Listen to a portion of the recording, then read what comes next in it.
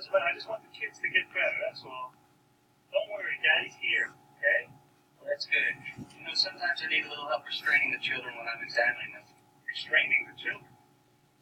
You are a real doctor, right? How you feeling now? Oh, she upgraded herself this morning. She was icky. What you been eating lately? Oh, good things. Yeah, lots of green stuff. Sometimes hot and sometimes cold. Never does that mostly. What about her sleeping habits? Oh, that? I know that because I read her a book and I tuck her in right about 8. Well, if I'm not at the game. Working. I'm a sports writer now. Oh, that's right. I remember. No, what I meant was, does she wake up a lot during the night? I'm a pretty heavy sleeper, so it's kind of like that tree falling in the forest thing.